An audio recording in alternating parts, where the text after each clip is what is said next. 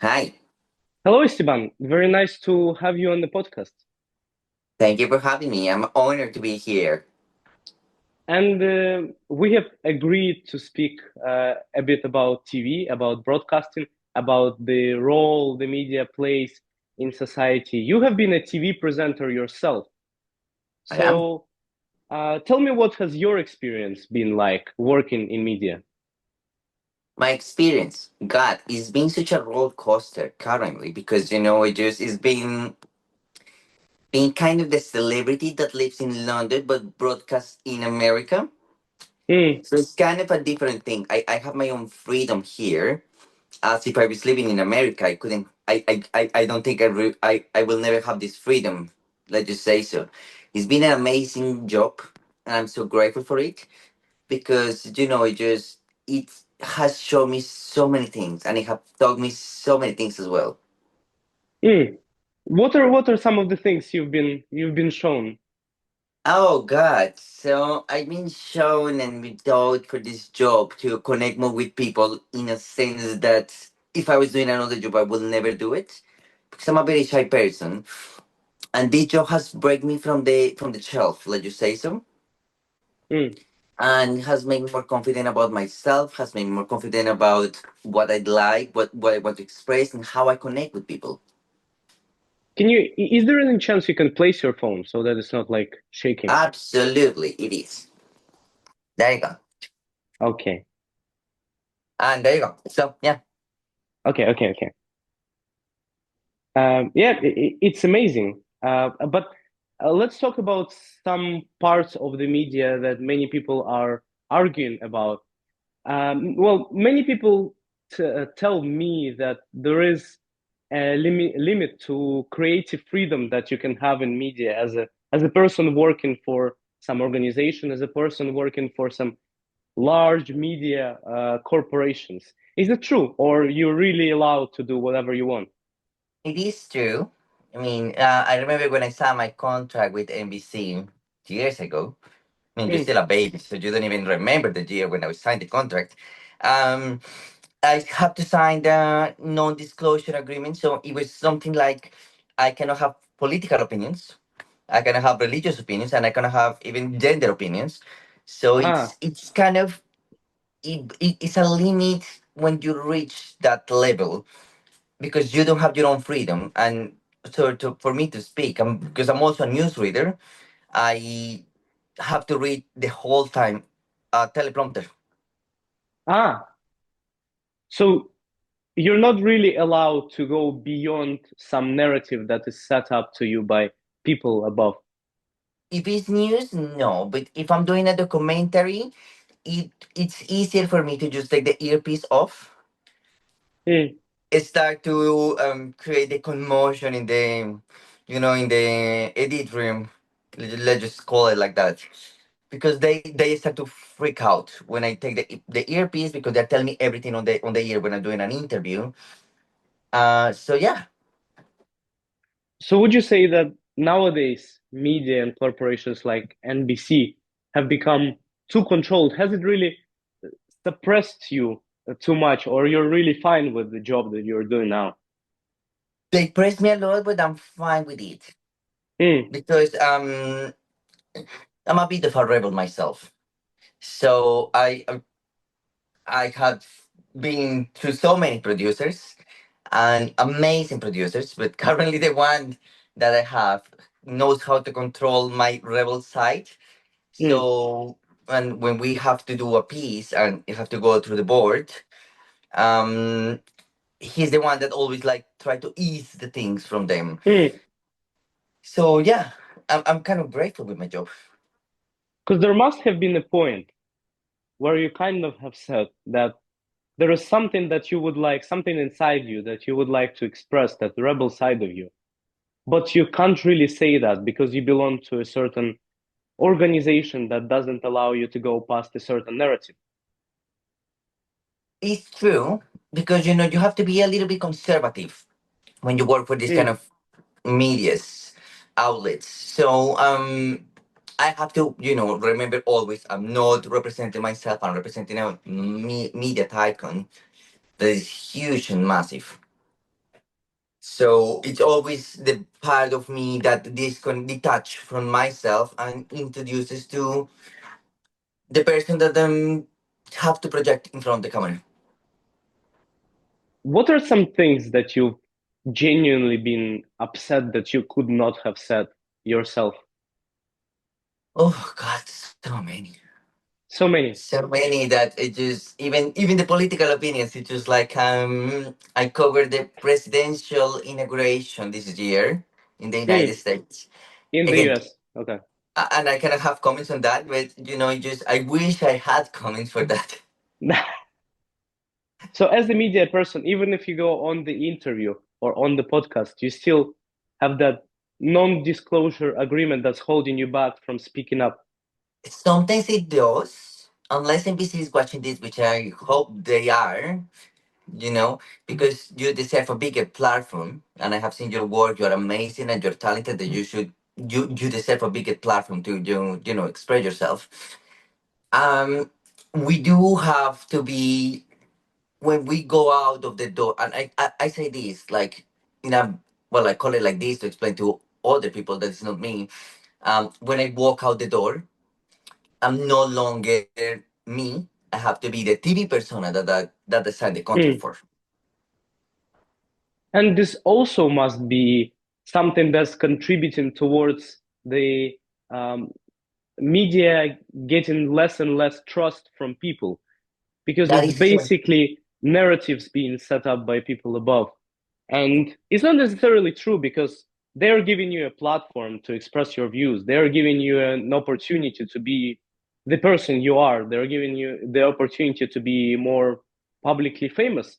But at the same time, they're kind of limiting your freedom. And that might be once again, the reason that many people are starting to trust media less, especially with how Donald Trump has been speaking about it in 2016, 2020, and I just heard perhaps today 2024. something from my partner, and that he said that Donald Trump insulted the President Putin. So it was just kind of funny in a way, but again, it just it makes the news because at the end of the day, you know that everybody's friends with each other, and we have seen this when Trump contradicted himself, calling Joe Biden the person that he is. Sorry, I was getting a call from my mother. To when he got cancer, so it's a bit contradictory.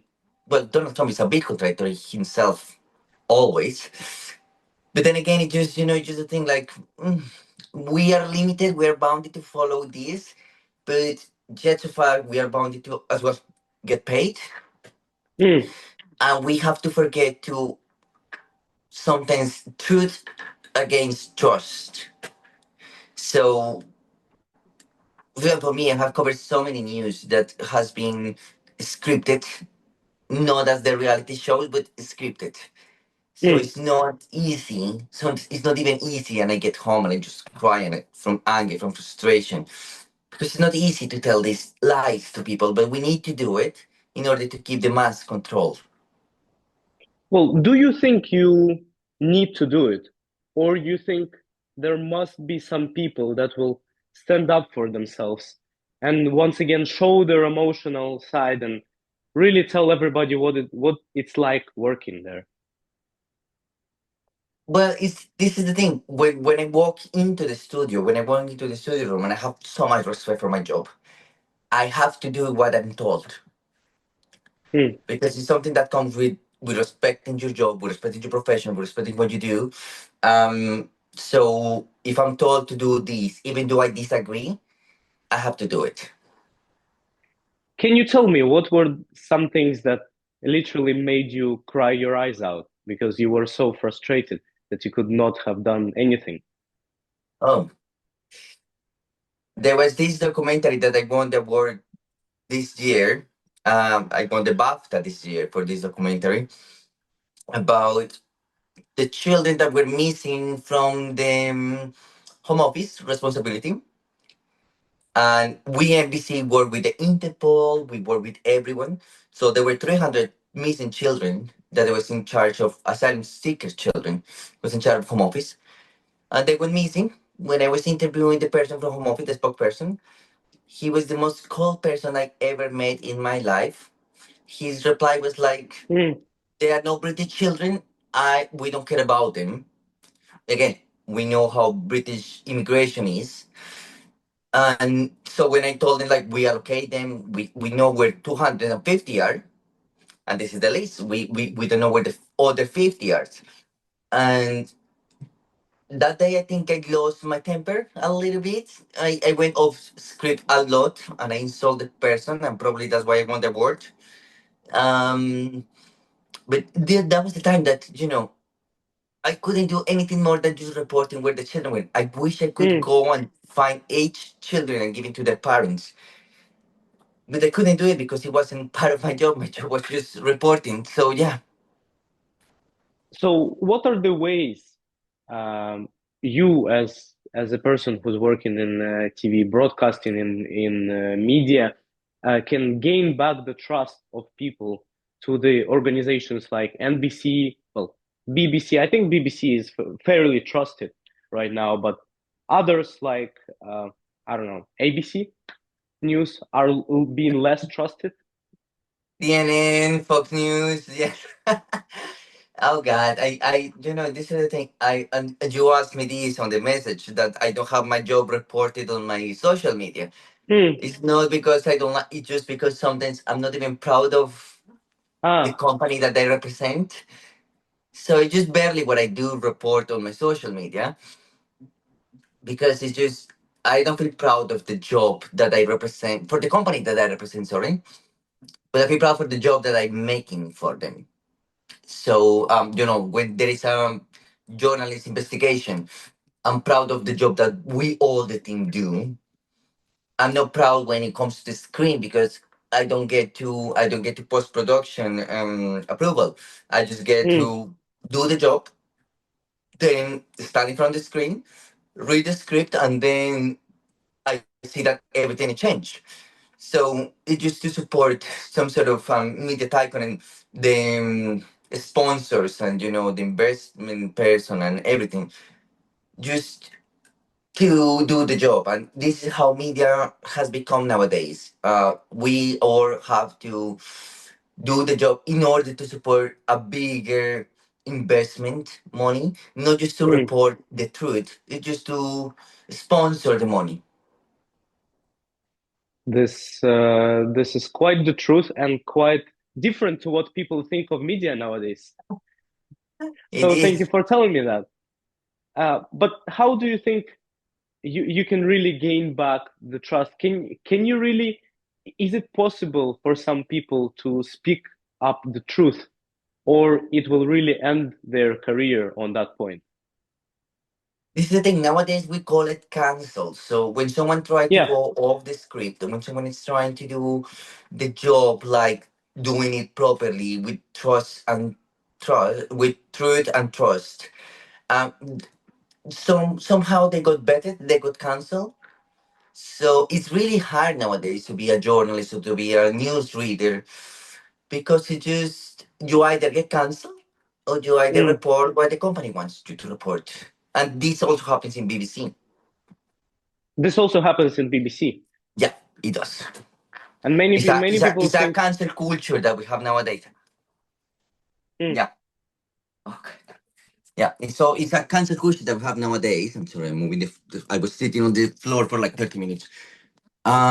So it's being resourceful.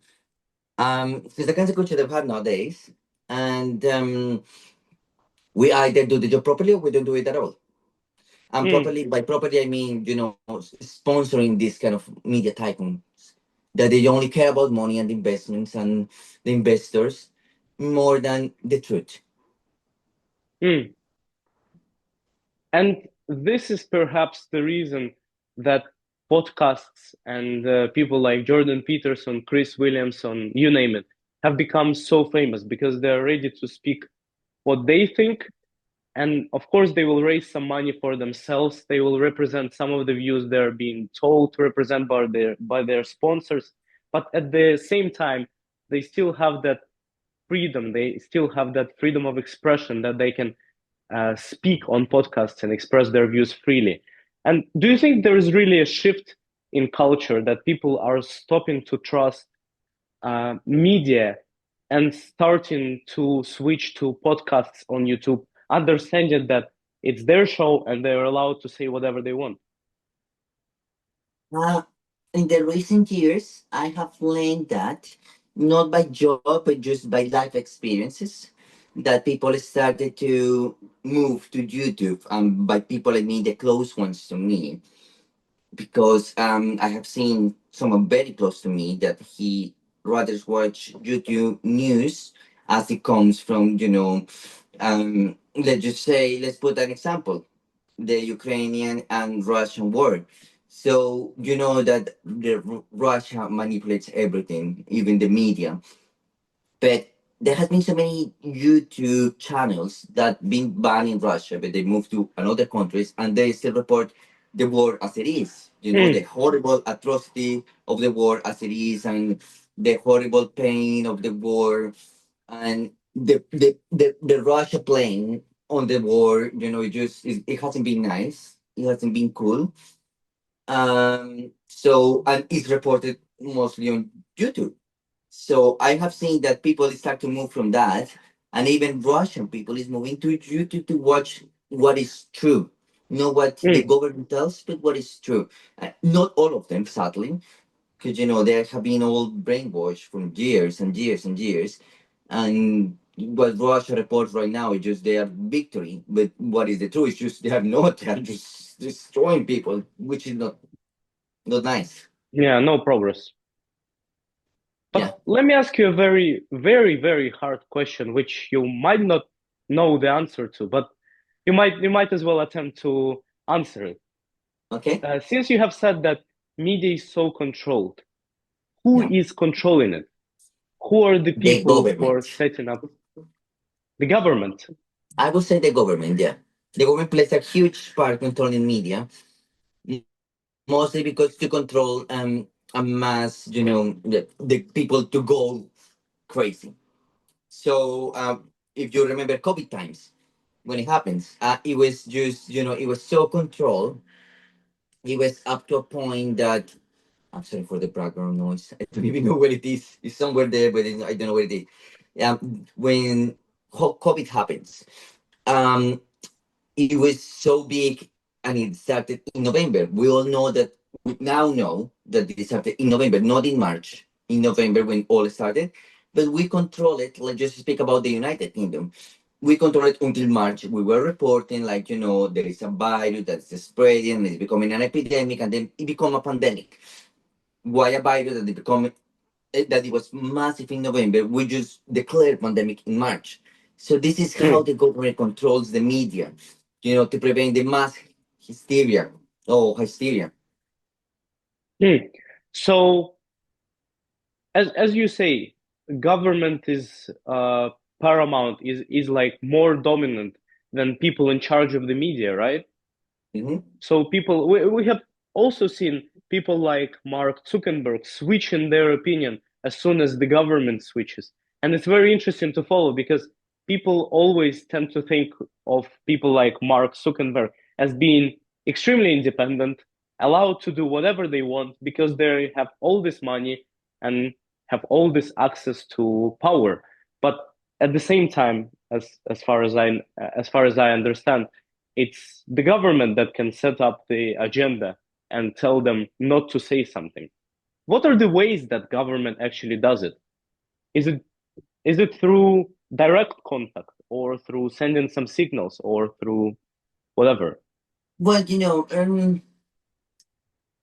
that part is a bit hard for me to explain because I can speak from my own experience and I can put an example of how government controls so much the news. When Queen Elizabeth died, we all knew, media knew, and I remember getting a call from my producer telling me at 10 a.m. that I need to go to the studio and, be just stoic, no emotion whatsoever for a news that is going to come soon. And there was a night at 10 a.m. So by 3 p.m. when she died, we were all ready in the studio, like waiting for the news, and the news was sent at 6 p.m. So it's really how we control even those kind of things. The death of a monarch. This is how it sends the message. Now, when it comes to a wealthy person, when it comes to the elite, as you call it, as you call, sorry, um, it's sort of the same. The elite and the power gets the news first, just to be prepared. So then the rest of us can get the news when it's delivered by media, when we're allowed to do it, Hmm. just to control the narrative. And we have touched on the topic of cancel culture. Do you think cancel culture is more often attributed to, let's say, some people are rightfully convicted of some crime, and then Mhm. they make excuses for themselves as if they have been cancelled, but in fact they've been just convicted of a crime. And there is another part when people have not been convicted of the crime, or have been wrongfully convicted of the crime, and then they are cancelled, then they are taken the platforms off. What's your stance on that? Is cancel culture more often uh, stands for true accountability for people, or it's more like a way of control?